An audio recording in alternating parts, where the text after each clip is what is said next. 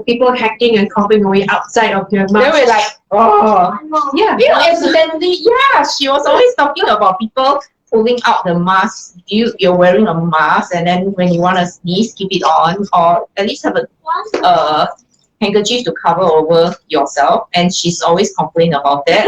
I said, ooh, okay, I feel you, but I don't truly feel her until that day I was in a queue 2 persons away, and I got this guy who started who actually sneezed and my God, opened up the mask, coughed, and then coughed into his hands, and then he did this.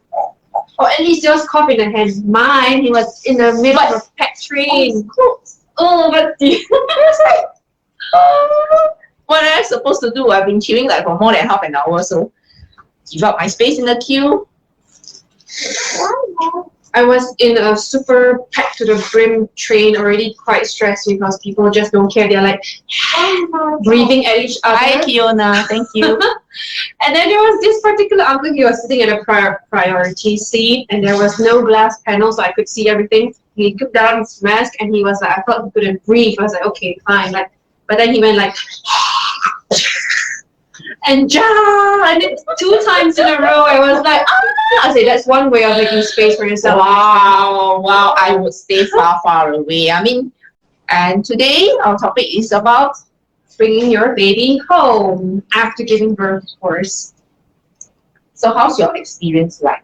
I was First not. time. She's not first time, right? She already has 2 kids. I think in general we are not as well educated when it comes to travel safety. I don't know whether it's a Singapore thing or worldwide, but I was not aware that I was not allowed. I'm not supposed to carrier and then bring the baby home, just Okay. on the arm, because at that point in time we were driving a van, so it was impossible to put a car seat because it's so exciting van. I've never seen a van before. It's only a flat, like a 3 front row seat thing, right? So I'm not sure whether you're able to put a car seat, but we didn't see how we could. Hi, Norjana. Thank you for joining us. Hello.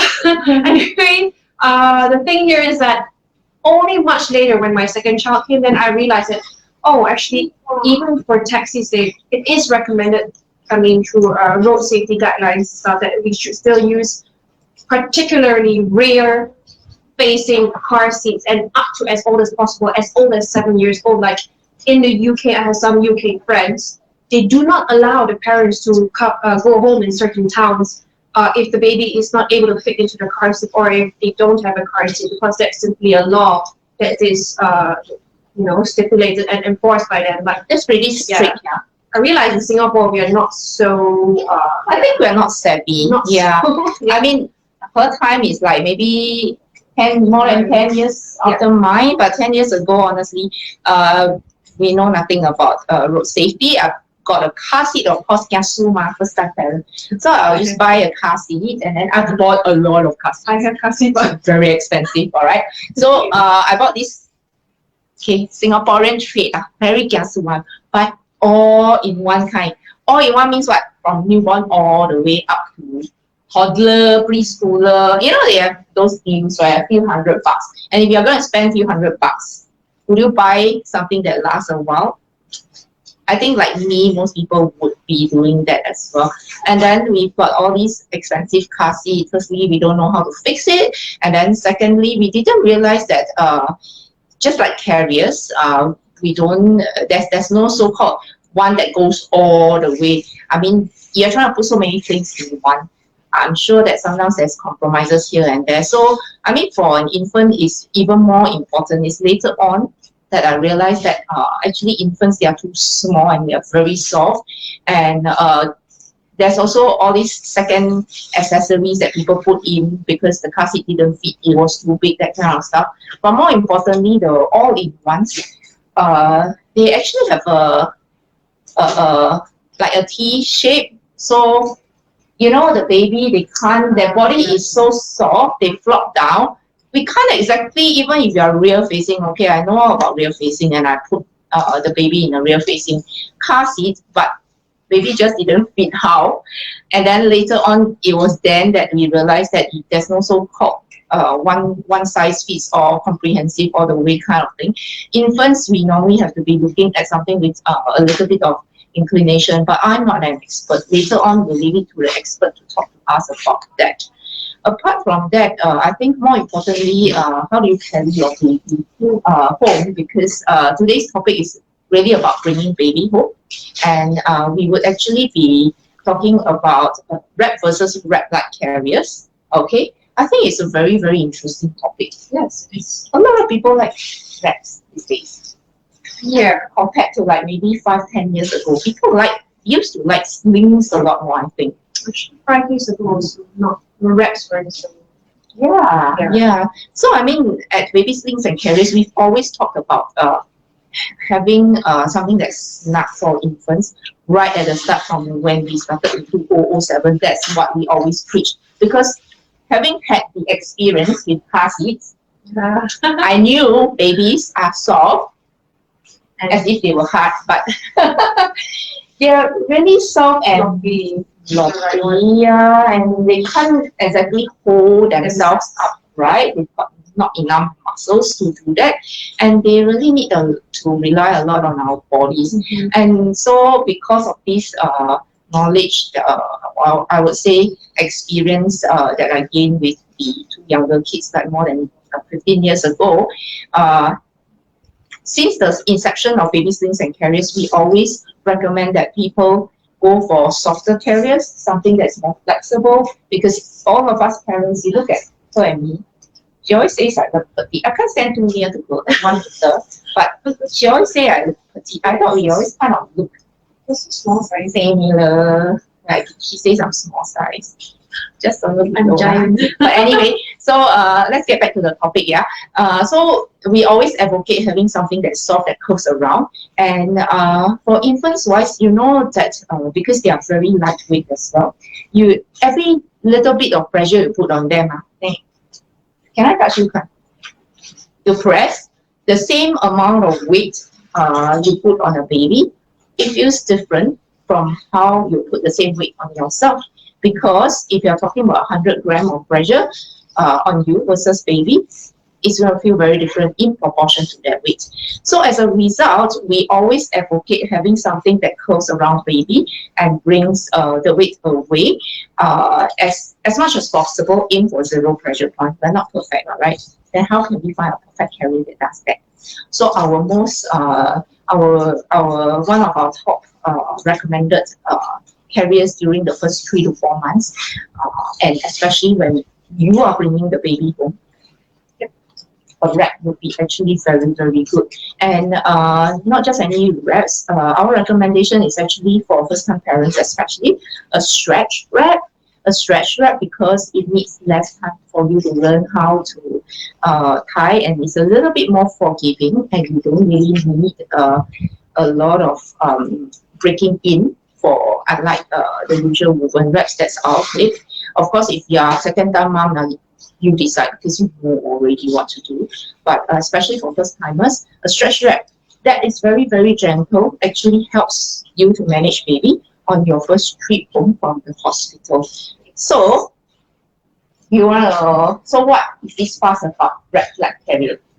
Okay, wrap, I just repeat again, why wraps? Because one piece of stretch wrap, a gentle one, allows you to tie to become very, very precise. It doesn't matter it's her shape, my shape, or mannequin's shape.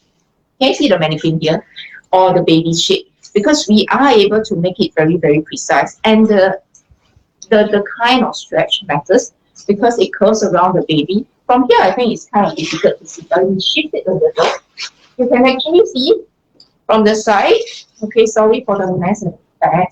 But if you see, it curves around the baby. So the better the baby is able to give a snug fit around, the wrap is able to give a snug fit around the baby, the better the weight distribution is going to be.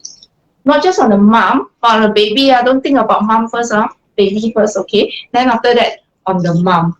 So because of all these properties of wraps, we've been pushing wraps since 2007. there are people who recognize and they use it, they like it, and then they started sharing with their friends. In the last couple of years, I think a lot of people are looking into wraps. And then, of course, we've got all these wrap-like carriers. And maybe Michelle can tell you a little bit more because she's more recent apparently. Oh. But she's not old. Anyway, maybe our admin, can you flash some of the wrap-like carriers that we're talking about? Just in case you're a first-time parent or you've never heard this term before, we're going to flash you a picture of what a wrap-like carrier looks like.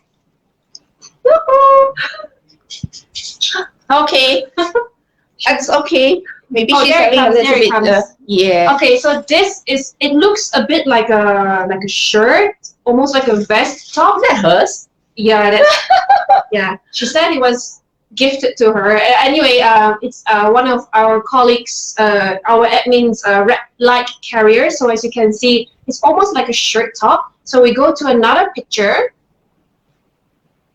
There she goes. Trying. No, don't off it. Just press to the right. Just press to the right. Sorry. Sorry, Sorry, in case you see something black.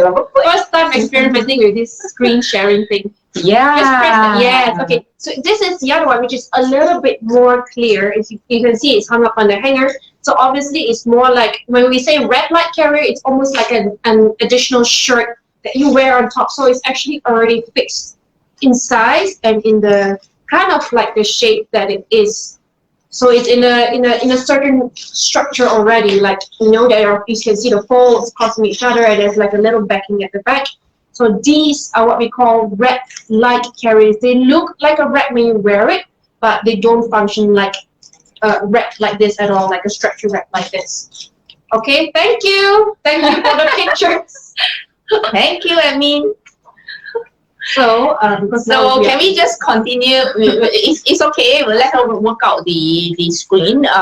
But in the meantime, you can still hear me, right? If you can still hear me, then why the sudden interest in wrap-like carriers? And why do we even call it a wrap-like carrier, for example? Why can't we just call it wrap? You know, I've got people saying, hey, can I have XYZ wrap? I said, that's something that's sized. And yeah, it's a pre-sized carrier.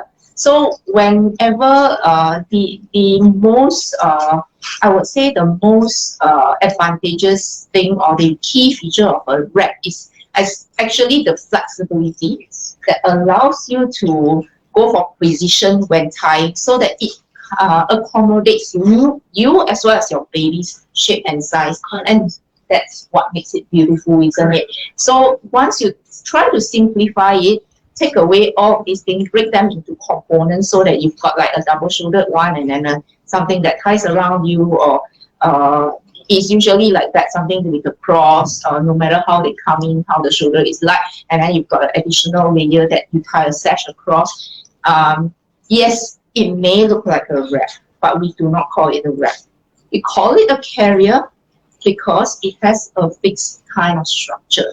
In a way, it's a little bit flimsier than the carrier, but we cannot call it a wrap simply because it uses inner cup. No, it's not how it works. All right, like then yes, hence wrap like carrier, and we can't, since we can't tie it as a piece of cloth by itself, then we have to call it a carrier. All right, so that's the reason for us talking about it. Wrap like carriers, you have to understand that Michelle kept focusing on pre-sized. Did you realize that? Hi, Alice. hi, Stephanie, Rochelle. Hi. Oh, Rochelle just gave birth finally. Oh, okay. Hello. Yvonne. Congratulations. Hi, Elise. Alice or Elise? Sorry. Alice. Okay. So why did she keep focusing on the word pre-sized carriers? When they are pre-sized, okay, too bad we are not on extreme ends of the. Okay. I'm trying very hard. I'm trying very hard. Okay, once it's pre-sized, it means that you are either S, M, or L. If you are lucky, they have another two sizes, XS and extra large. All right. You do know that once we have sizes, there will be people falling in between sizes, unless you are the model for the company. that you're just nice that shape with the same size of boobs. Sorry, got men watching or not? I hope not. But anyway, all of us have different proportions, body proportions, and your pre-pregnancy as well as post-pregnancy weight, and as you breastfeed, and your baby's shape and size will change throughout the first couple of months. So when you have something that's sized and somebody recommends you a size, unfortunately, there's always a range, right? Unless you are zun. If not, you fall in between sizes. That's the worst. Yeah. So are you going to size big or small? You size it too small, it's too tight, it's uncomfortable. If you size it, if you go for a slightly larger size, thinking that your child will grow into it, don't forget you are losing your pre-pregnancy weight as well. And as you breastfeed, things are going to change. So, I mean, if you are going to take so many variables, two variables, that is the baby's body proportions as well as the parents' body proportions, and they are swinging wildly in the first couple of months. Not our preference. Not only that, your baby keeps growing, so you have to keep upsizing if you intend to use that kind of red light carrier. So like Pauline mentioned early on, if you have a red light carrier like we showed in the pictures earlier on, you're taking away the flexibility of customizing the kind of size and shape that you need, and the snugness as well, you need for your baby and your body. And we're going to have a demo of how the stretchy Does anybody want to see a demo? I think she's got a demo. That's why she's saying. I was looking at you. Okay, just a quick one before we move on to show you how a wrap looks like. As we tie, you will actually understand why is it so important to actually have the kind of precision. Because for wraps, actually the most beautiful part is, like we said earlier on, flexibility and precision. So once with the precision, you have as much as possible, zero pressure point. Again, it depends on the stretch of the fabric. So I mean, if you don't know, then never mind, come to us, because we have all different types of wraps. We actually try them all. We know what works and what doesn't. You can always ask for our advice. Yeah. Okay, I'm going to show you quickly how a wrap works. Before she starts, don't forget to like and share, okay, and make it public so that other parents can join our live show. Yeah, benefit from this. If you've got any questions, you can ask. Please, today we'll be focusing on bringing baby home. So if you can keep your questions to that would be fantastic. If you've got any feedback, you can always send us after that. All right. Look, it's a wrap. Here I've got a boba with me. All right. It's one of the ones that if you don't intend to spend a lot of money and still want a very good deal, something that we really recommend. Of course, we have many other different wraps. If you want it a bit sturdier, that's possible as well, but I'm just doing it for the masses. All right, bring it over the shoulders. Okay, I'm not doing a full tutorial on that. We've got that on our YouTube, Baby Slings and Carriers. All right. See how stretchy it is. You saw me pulling, right? I hope you all can see. Cross it. Okay. Just because I was going to be on this show, right? I did some exercise. She really doesn't. Yeah. No, I don't mean I don't do the exercise. I mean I really wanted to look better, but yeah. We look 30 seconds. We got cross here. Okay. So some wrap-like carriers will have something like this without this part. All right. Okay. So can you see that it's very stretchable? The other thing is that once we break up the components of the wrap, and that's what a wrap-like carrier is like. Once we break up the components, we'll have less cloth to work with per component. And when that happens, you kind of sacrifice having the even distribution, because this is one piece, so we can actually redistribute more even. Thank you for the baby, Michelle. Look at my baby. All right. Have your baby over the shoulder. Okay, I'm not going to do a tutorial, so I'm just quickly going to show you how I put the baby in. Allow baby to come in. Yes, infants can sit upright. If that's your questions, that's why we need it to come close to your body. All right. So you need to spread the weight out. Second piece. Around the back side, up to the back of the knees. Possible, up to the neck. All right. Last piece. you will realize that it's very, very easy to manipulate, all right? Okay, go all the way up to the neck for support purposes. See the baby here, the head, it is facing this way.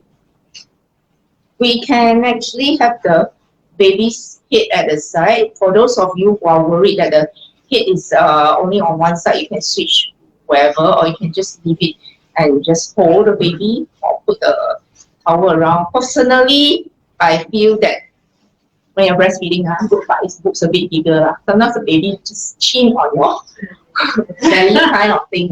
It's actually quite comfortable already. But it really depends on you how you want to do it. So you just go according to your preference. Stretch it a little. Can you see how easy it is to manipulate the stretch wrap? Do we really need to sacrifice the precision just because we want a little bit less, as in less cloth to manipulate and break it down? Because breaking it down actually has effects, side effects, which is you actually lose the flexibility of tying it on, and you're not able to actually redistribute the weight the way the wrap is supposed to be. And without, you will know that as you care for an infant, those of you who are more experienced, is that sometimes baby would like to move a little bit more. Then some people say, can I breastfeed and all that? With the flexibility of the wrap, it's much easier if you want to manipulate the actual wrap rather than wrap-like carrier. Okay, some of the reason why today we talk about wrap versus wrap-like carriers is also because we've been getting a lot of questions. I think Michelle can share more because she's like the person to get the questions all the time. So people are always talking about it, right? Yeah, like I mean, when we had fittings as well, we also talked about it. Sometimes they brought along their red light carriers. Often on Facebook and Instagram, we get asked as well, is this the same? Is it similar? So the answer is actually a straightforward no. Like, I think Pauline and I have touched all the relevant, important points just now.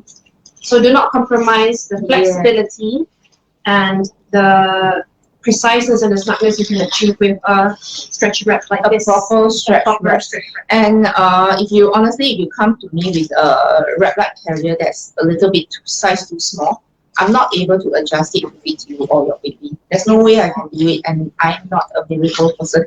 Sorry, neither is she. So none of us could do that, and the expectation is that if it doesn't fit, then it doesn't fit. If it's too big, there's no way we can allow for the baby to be snug against us, which is what baby needs, an infant needs. And then the other thing is the fact that some of the common pitfalls that we have is not just the too big or too small, but they always feel that over time, the wrap-like carriers tend to feel very, very saggy. Why? Because the material stretch out. And because it's not a one single piece, we cannot adjust for or manipulate it for something more snug, for example.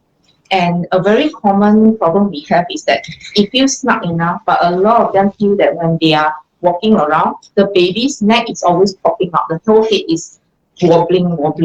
It's not something we actually recommend at all. So, yep, that's our take on wrap versus wrap-like carrier. So we hope now everyone, especially more for first-time parents that have never heard of this term before, we hope that you are a bit more clearer now about stretch wraps, proper stretch wraps versus like wrap-like carriers or carriers that simply look like a wrap but they don't function like a wrap at all. Mm-hmm. Okay, so thank you for joining us so far until now. Hi, Eileen. Hello, Pauline. Please like and share, alright? Thanks for joining us. We may have finished talking about the wrap versus wrap-like carriers, and next session we will have Elise talking about travel safety. I mean, we've got so many questions about travel safety, and I'm sure a lot of parents with young babies, infants, how do you bring the baby home? I used to just hold my baby because I don't even know how to use sling or wrap. And I have nothing, okay, first time parent. That was like 16 years ago. I was just like this. in Very general, awkward. some parents are quite like that. It's like, put in the car seat, it don't work. Baby is like, whoa. What should you do? I mean, it was really unsafe. But what could I do? I need to get home, right? I can't stay in a hotel beside my hospital, right? I still need to get home, right? I'm not going to walk. It's going to be very fast. So, yeah. So, yep. So we have invited a very lovely lady, Elise, like Colleen said, from Taxi Baby Company. So if you would like, you can actually check out their Facebook after our Facebook Live and go to, they have always have interesting updates. Their website also, taxibabycall.com, if I'm not wrong. Taxibaby.co. Yes, so correct. Alice is a certified safety technician. I think I'll let her share a little bit more about herself and what she does.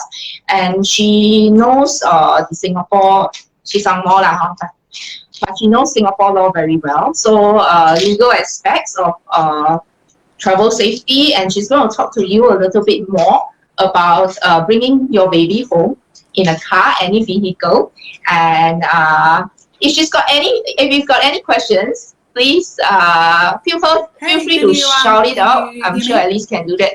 Hi, Elise. Well, thank you for joining us. Yeah. Over to you, Elise. All right. So any questions, just shoot, okay, guys, in the comment section. Hey guys, I'm Elise. I'm from Taxi Baby. I'm an engineer originally, and I'm a US certified car seat technician instructor. And I've been in Singapore for, I think about 8 years now. I'm from Australia originally, and I've got 3 boys who were born in Singapore. So I've got a 1-year-old, a 3-year-old, and a 5-year-old in our flat. And we've been going progressively more and more crazy. So I was glad to get out of the house today. So I'm going to talk to you about newborns and car seats, the who, why, what, when, and how, and we'll get cracking. So we'll talk about 3 things today. We're going to talk about why to use and how to choose a car seat. We'll talk about how to fit the baby into the car seat, and we'll talk about how to fit the car seat into the car. Okay, so why to use and how to choose a car seat. A car seat is the only safe way to take a baby in a vehicle, full stop. It's not possible. There's absolutely no safe way to baby wear. It's also not possible to hold your baby on your lap. There is, unfortunately, quite a lot of misconceptions around that. And baby is never safer in your arms. So it's not physically possible for you to hold on to a baby during the crash forces that you will experience in even a minor car accident. And a baby carrier can't do it either. A baby carrier is just rated for the weight of the actual baby. Whereas what happens in a car accident is the weight of everything in the car, you and the baby included, are multiplied depending on the force of the accident itself. So as much as we would like to think that we can always protect our babies in a car, the only way that we can do that is using a car seat. And Michelle, it is definitely possible to put a car seat into a van, but not all car seats are compatible. And a very important thing to double check before you go and pop a car seat into your van is whether the van has a passenger airbag, because that severely limits the type of car seat that you would be able to use there. Okay, car seats have been shown to reduce injury and death by up to 82%. And in Singapore over the last 5 years, almost 2,500 kids have been rushed to KK emergency because of car accidents. So it happens, even in Singapore, and it's really important that you take the preventative measures to make sure that if you do find yourself in such an unlucky position that you have had an accident, that your baby will be protected. So the options can be completely overwhelming. There are tens of thousands, if not hundreds of thousands of car seats on the market. And it can give you choice paralysis, trying to decide which one to buy. You know, how long is it going to last per lin? Can you get one that lasts forever? Maybe, do you want one that lasts forever? Maybe, maybe not. There are actually benefits of choosing a car seat that just suits in this particular time, and then when that one's outgrown, you choose a different car seat that suits a different set of requirements later on. So I'll give you some general guidelines on how to choose a car seat that's going to work for you. So you want something that's compatible with your car, whether that is your own car or a taxi or a Grab, or like perhaps you use your parents' car or another relative's car. Not all car seats are compatible with all cars, and so it's really important to make sure that they match up. Secondly, you want to make sure it fits your child. So there's no point in buying a car seat that's designed just for older children but doesn't fit a newborn very well. Similarly, if you're looking to buy a car seat and your child is already 1 or so, a car seat that focuses really heavily on newborn features might not be so suitable. You might be sort of paying for features that you're not going to use. You also want to think about who else is in the car. So is it just one baby? Do you have 3 kids? Is there potential for you to have more kids? Do you need to fit other adult passengers in the back? And not all car seats are narrow enough to fit other passengers, whether those passengers are kids or not. You also need to make sure it fits your budget. So you can find car seats here that are under the $200 mark. Similarly, you can find car seats that are over $1,000. Sometimes you're paying for safety features, but sometimes you're paying for luxury features, a certain type of fabric, a certain easy mechanism that requires less work on your part, but is not necessarily safer. You do want to keep kids rear facing until at least 2 years old. Ideally closer to 4 or beyond if you can manage it. This is recent information out of KK Hospital. So you've got 2 main options really. You can go with what's called an infant car seat, and I have one prepared, infant and all. Here you go. So this is like an infant car seat. You can recognize it usually because it has a carry handle, and also often it can attach to a stroller.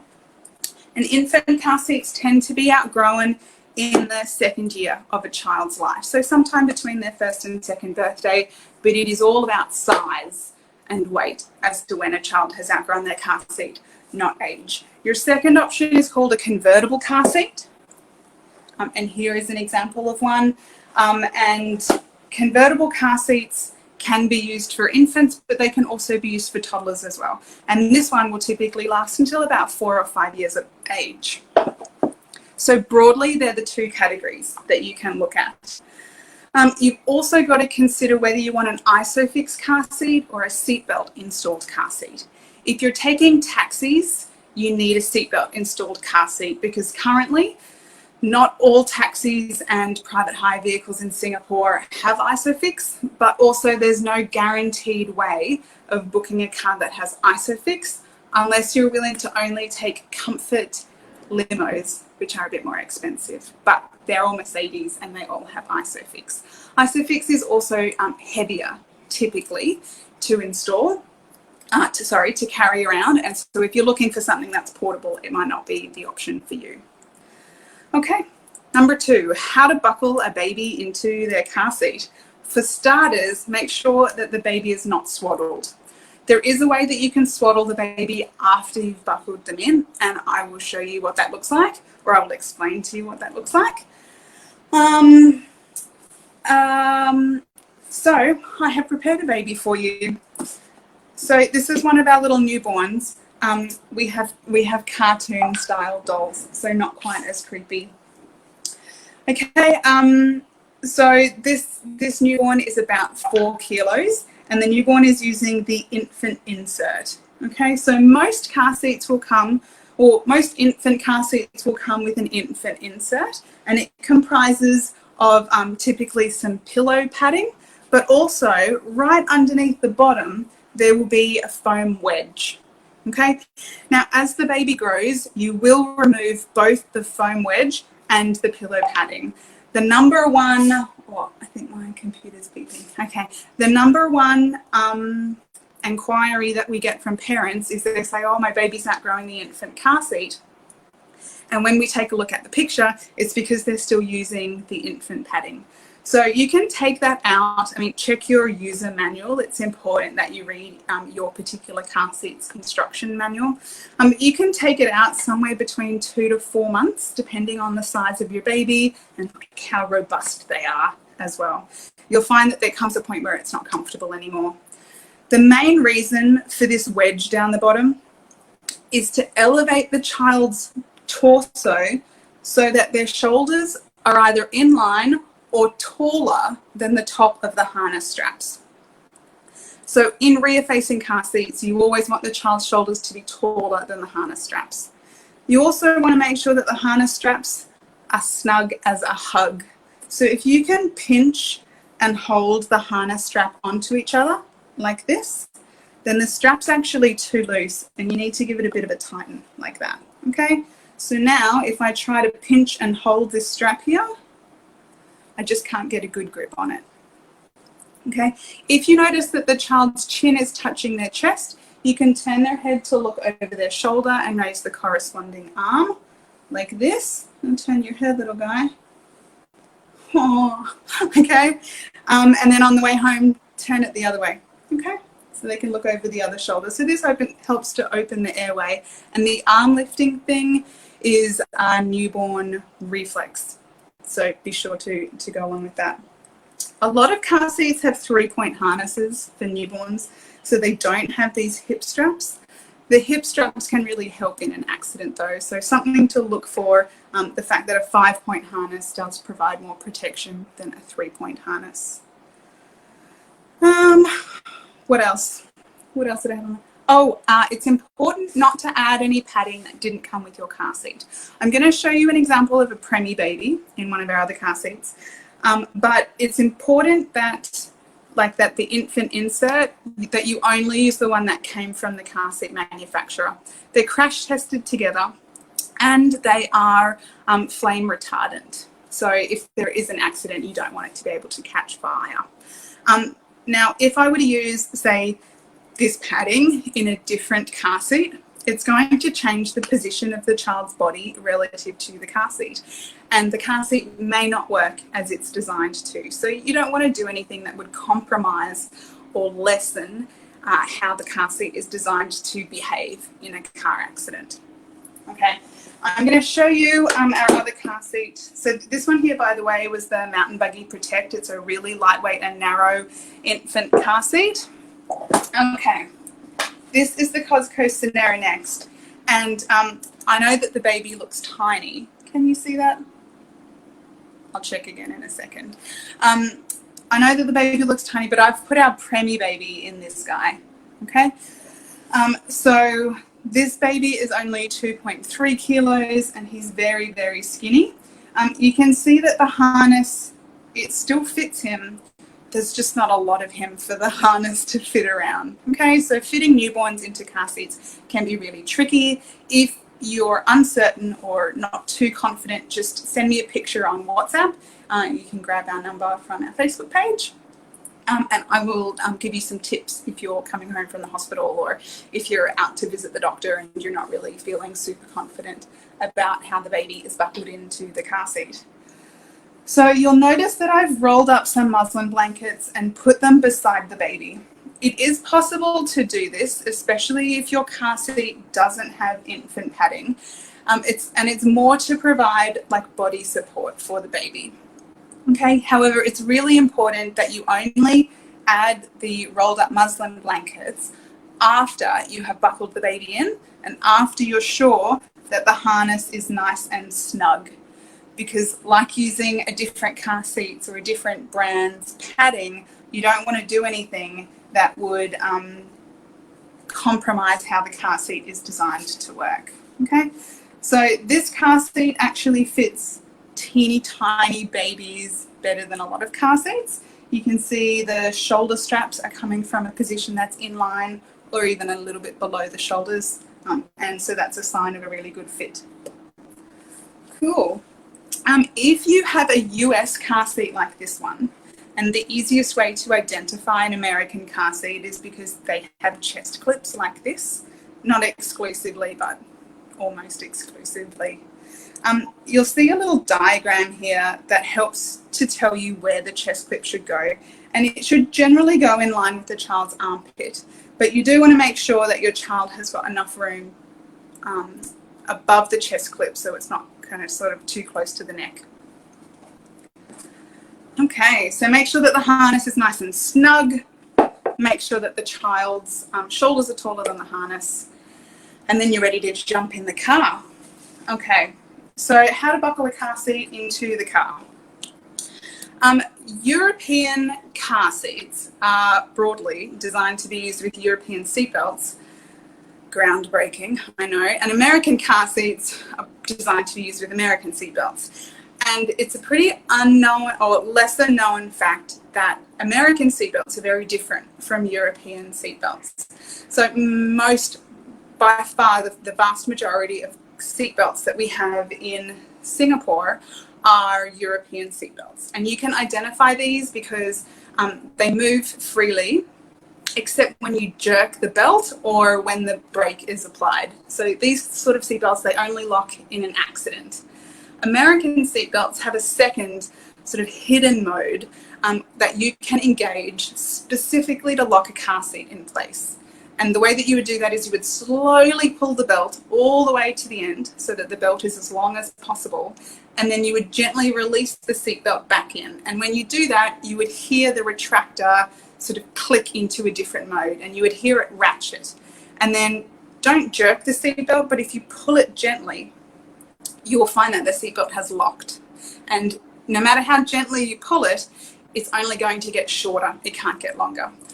So that's a feature of American seatbelts, and American car seats are designed to work with those seatbelts. So if you have an American car seat, check the chest clip, but you don't have an American seatbelt, chances are very high that you will need to use a locking clip. And again, drop me a WhatsApp with a picture of your car seat and I will let you know what additional hardware you need, if you need any at all. When you've got the car seat, pop it in the back seat.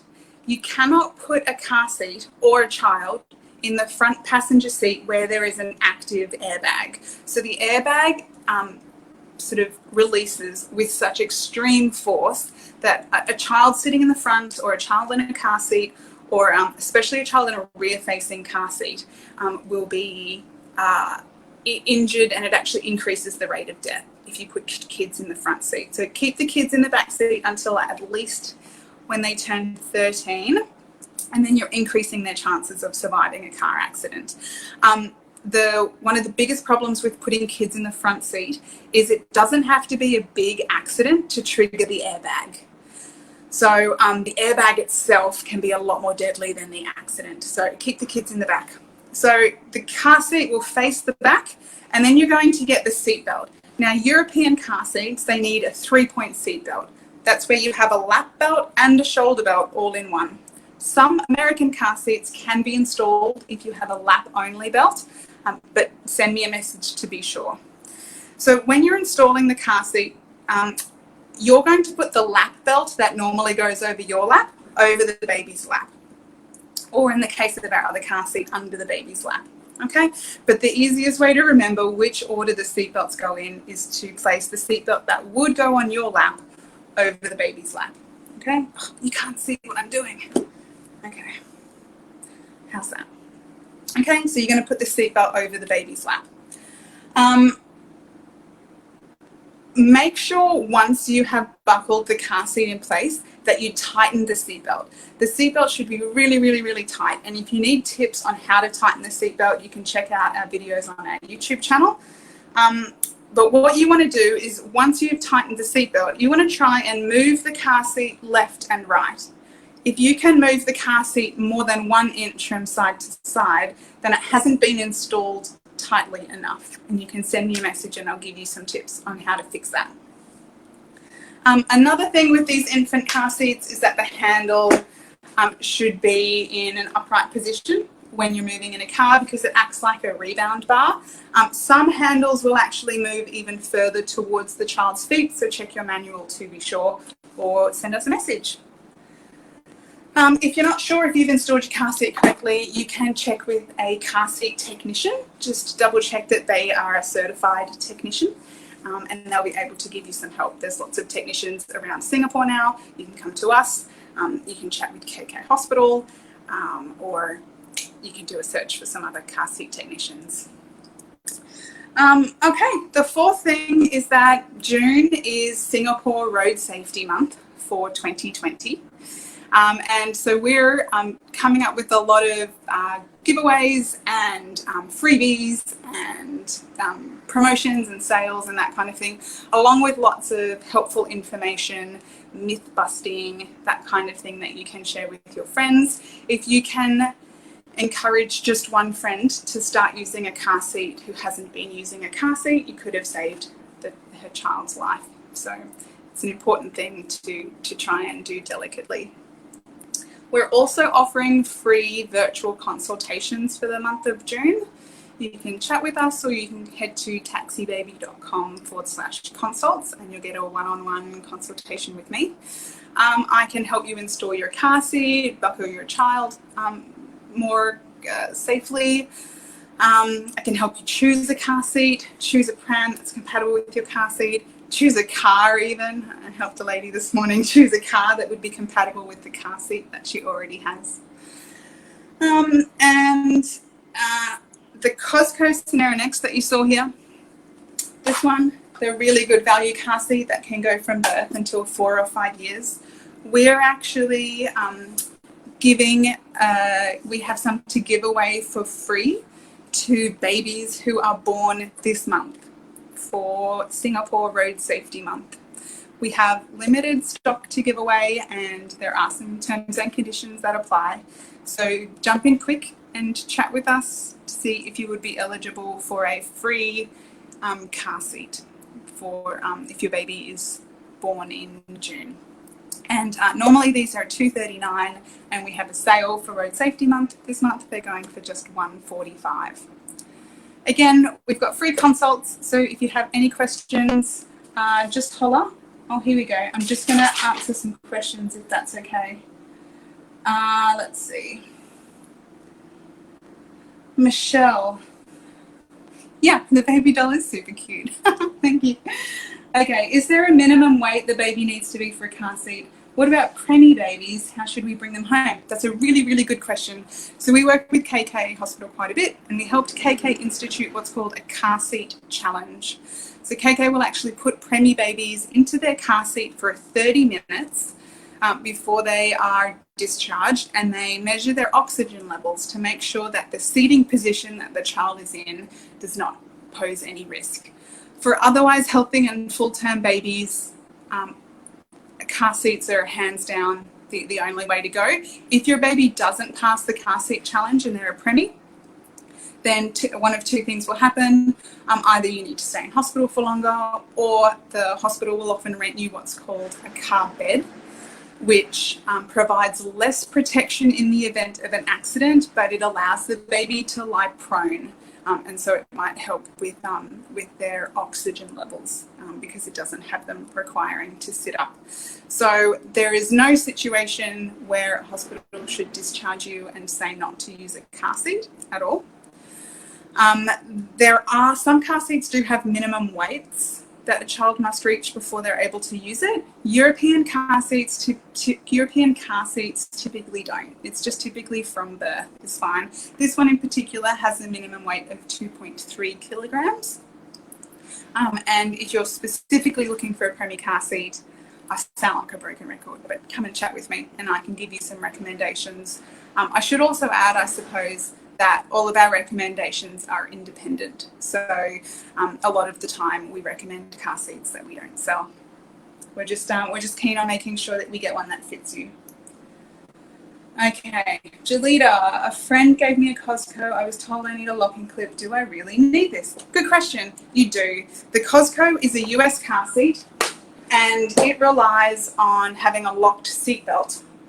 So if you don't have a car where you can permanently lock the seatbelt, and I described before that a permanently locked seatbelt means that even when you pull the belt gently, it won't move. Most cars in Singapore the belt will only lock in an accident. So like when you jerk the belt or apply the brakes. So if you don't have a seatbelt that can permanently lock, then yes, you absolutely need a locking clip. Or you need to install the car seat with ISOFIX, and the American version of ISOFIX is called Latch. Again, if you're taking taxis, that isn't an option. Broadly, because not all taxis or private hire vehicles have ISOFIX anchors. And the Cosco Scenario Next doesn't have a built-in lock-off. So yeah, you will need to use a separate locking clip. Cool. All right. Thanks very much, Michelle and Perlin, for having me. If you've got any other questions, just jump in and I'll chat with you guys later. See ya.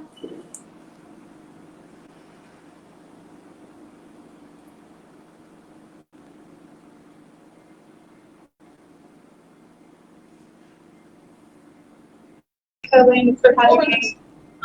Thank you very much, Michelle and Perlin, for having me. Thank you, Alice. Still got a question. Oh, there's another question which I will answer. There's still one more question. One more question for you, Alice. Yeah, I might still be on. How about it's taking kind of infants for on the us bus or the train? Is it safe to assume It's kind of for us and you. attached to a stroller is safer than wearing a baby via a wrap? I think it's more for us actually. Yes and no. Thank you, Alice. So buses are different, and trains also. One more question for you, Alice. You're probably also doing There's still one more question. One more question for you, Alice. Buses are bigger. Yeah, I'm Captain Obvious today. But because they're bigger, there's a few things that are different. One, they're typically more visible on the road, and therefore they're less likely to have an accident. Secondly, they tend to travel slower than cars, so when they do have an accident, it tends to be less severe. And thirdly, the structure of a bus is vastly bigger than a car. And so what you find is that the structure of the bus itself, like the mass of the bus, will absorb a lot more of the crash force because there's so much more of it, and therefore less of the crash force will be transferred to the passengers inside the bus. So yes, you can baby wear if you can. So I mentioned at the start that rear facing is safer for kids. It's safer for adults as well. So if you can find one of the rear facing seats on the bus, so long as it has a headrest behind it. Some of the rear facing seats on the bus, the backrest only goes up to here. So if you were to have an accident, your head would kind of flop back. So if you can find a rear facing seat on the bus where the headrest comes up above your head, then that's fantastic. You can baby wear in that seating position. It's much safer to do that than to baby wear in a forward facing seating position. Because if you think about what will happen when you lean forward, your chin will come down to your chest, and the space that the baby is occupying will get smaller and smaller. Okay, so if you can do that, great. If you want to take your pram on the bus, that's also fine. Make sure you apply your brake. And again, if you can put the child in a rear-facing position so that they're facing the back of the bus, that's great. Another thing that you can do is you can, if you can, all the buses are a little bit different, or there's a few different makes and models of buses, but if you can bring your pram as like in the disabled, like the wheelchair area that you will put your pram, if you can bring it as close to the front of the bus as possible, so that it's actually sort of touching the seat in front, so that if there is an accident, the pram doesn't have to slide forward first, then that's also a safer way to do it as well. With a train, similar rules apply. A train is even less likely to have an accident, and again, it's quite big. So the mass of the train itself will absorb a lot of the crash forces, and all of the seating positions on our buses are sideways facing, which is okay. Okay, I'll just hang out here in case there's another question.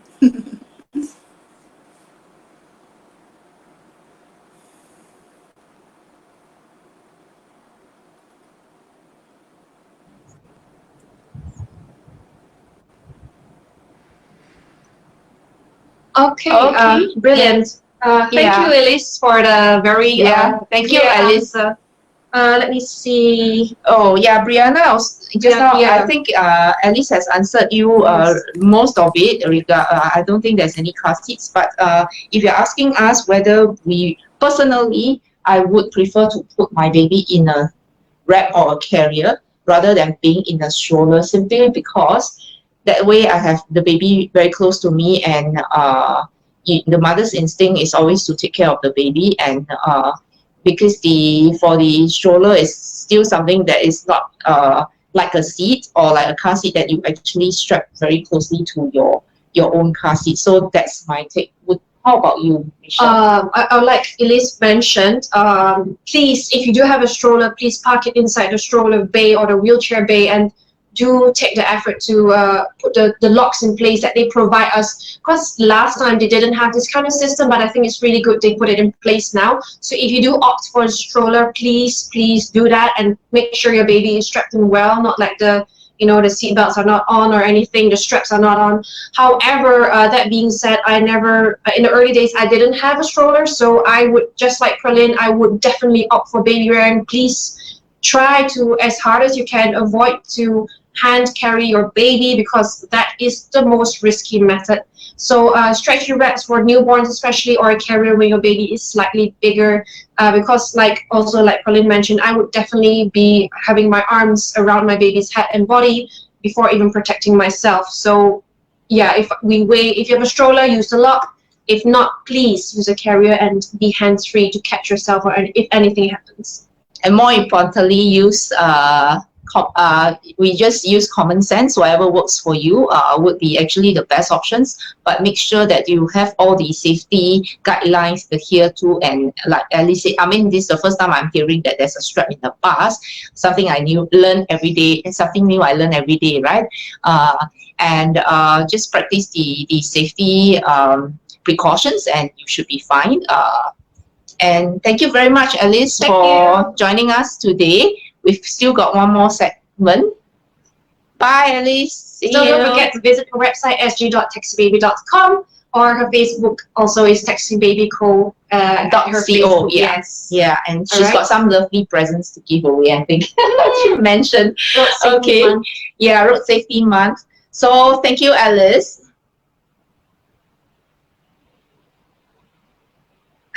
Okay, thank you everybody who contributed in the comment section. Very interesting questions, and we learned so much today. Even us as so-called seasoned parents in a way.